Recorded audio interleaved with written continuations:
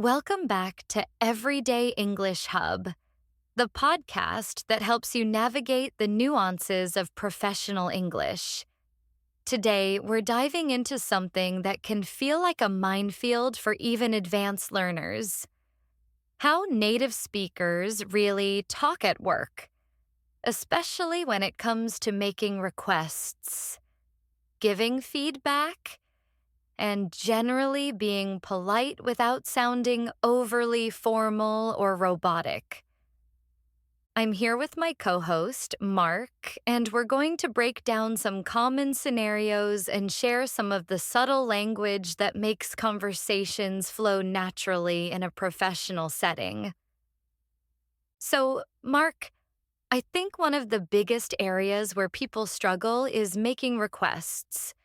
We're often taught to be direct, but in a professional environment, especially with colleagues or superiors, directness can sometimes come across as demanding or even rude.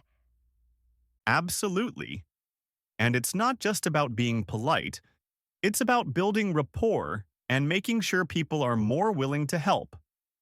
Nobody likes being told what to do, even if it's phrased as a command.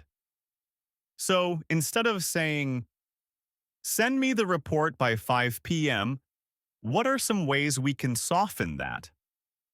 Right. A classic is using modal verbs like could or would. So, could you send me the report by 5 p.m.? Is already much softer. Even better, we can add a bit more context or a softener phrase. Like what? Give me an example. Well, you could say, would you be able to send me the report by 5 p.m. if it's not too much trouble? The if it's not too much trouble part is a really common softener. Or, I was wondering if you could send me the report by 5 p.m. The I was wondering makes it sound like a thought you're just bringing up, rather than a direct instruction. And we also use phrases like, do you think you could, or would it be possible for you to? These all put the emphasis on the other person's ability or availability rather than on your need. And what about when you need something urgently? You still don't want to sound like you're yelling, I need this now. No, definitely not. You might say something like, I'm in a bit of a bind and need the report as soon as possible. Would you be able to prioritize that for me? The in a bit of a bind explains the urgency without being aggressive, and prioritize that for me is a polite way of asking for it to be moved up the list. Or, I'd really appreciate it if you could get that report to me by 5 p.m., as I need to use it for the client meeting tomorrow morning. Providing a reason, a because, often makes a request much more palatable. That's a great point. Giving context is key. It shows you're not just making demands for the sake of it, but that there's a legitimate reason. And another thing is using we instead of I when it's a collaborative effort. Instead of, I need you to do this, it might be, we need to get this report done by 5 p.m. Could you take the lead on that section? That's a really subtle but powerful shift. It frames it as a shared goal. So, to recap on requests, think modals, could, would. Softening phrases, if it's not too much trouble, I was wondering. Offering context or reasons. And using we for collaborative tasks. Definitely. Now, let's move on to feedback. This is another area where directness can be tricky. How do we tell someone they need to improve something without demoralizing them? Feedback. The art of constructive criticism. This is where indirectness really shines, but it also requires careful wording. A blunt, that's not good enough is rarely productive. Right. A common technique is the sandwich method, though I find it can sometimes feel a bit disingenuous if not done well. You start with something positive, then deliver the constructive criticism, and end with something positive again. So, for example, if someone's presentation was a bit too long, that was a really engaging presentation, John. I particularly liked the visuals you used. I did notice it ran a little over time. Perhaps we could look at ways to trim it down for future presentations. But overall, great job on the content. That works, but as you said, it can feel a bit forced. What I often see and hear more organically is starting with an observation, then posing a question or suggesting an alternative. Like, I noticed in the presentation that we spent quite a bit of time on slide 5. For the next one, we might consider condensing that section to keep us on schedule. What do you think? Yes, that's much more collaborative. It's not saying you did this wrong, but this is what I observed, and here's a thought for improvement. The what do you think is crucial. It invites discussion and makes the other person feel like they're part of the solution. Another approach is to focus on the impact of the behavior rather than the behavior itself.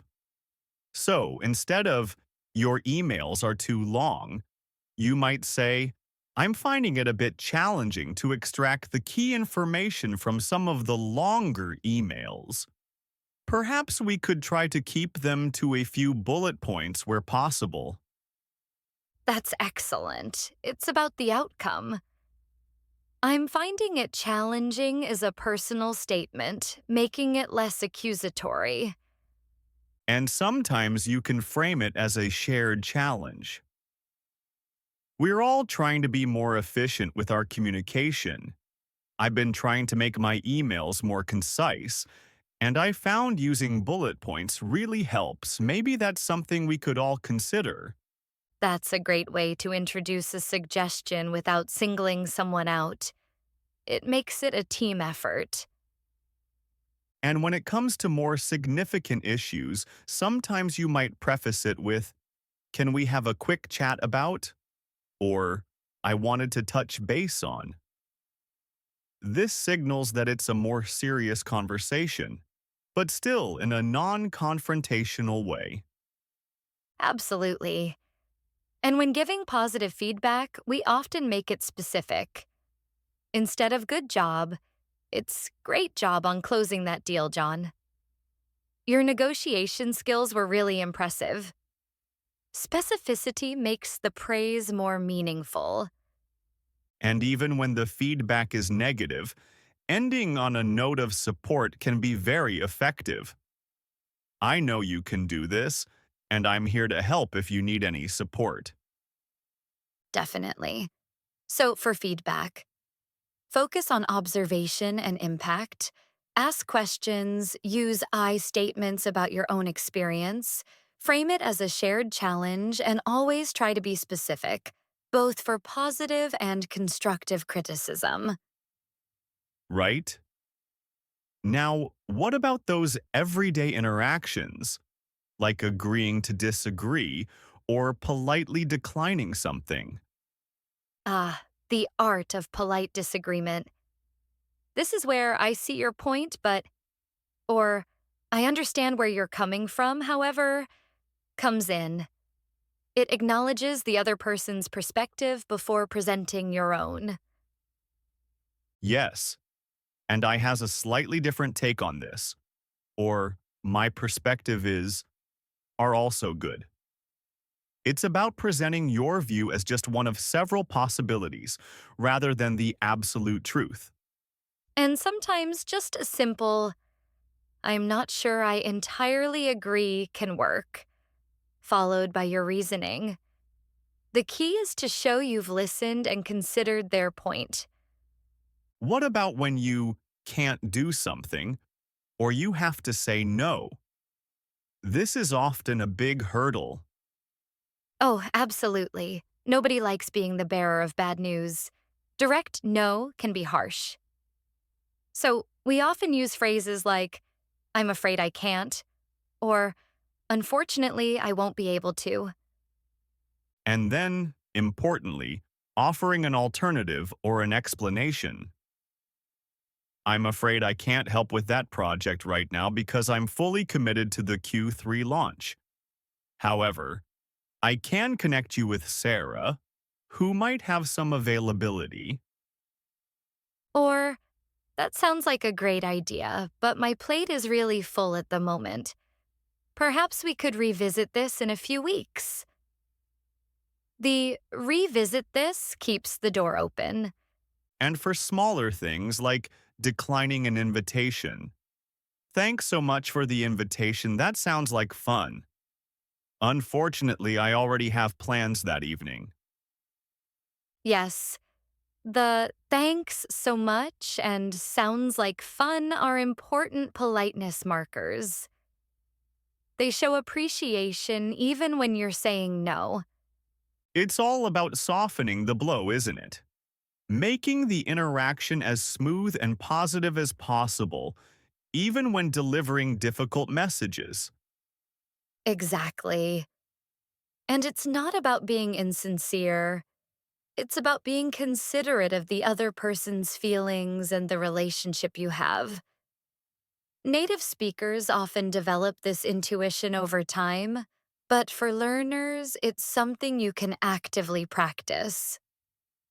So let's think about other common phrases. What about expressing enthusiasm or agreement?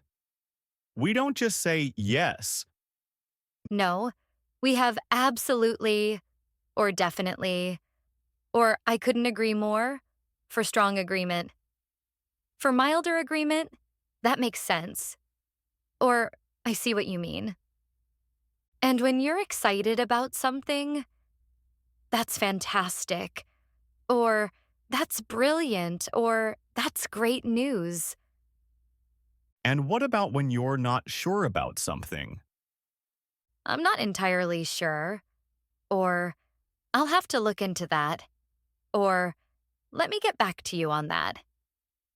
These are all ways of delaying a definitive answer while still acknowledging the question.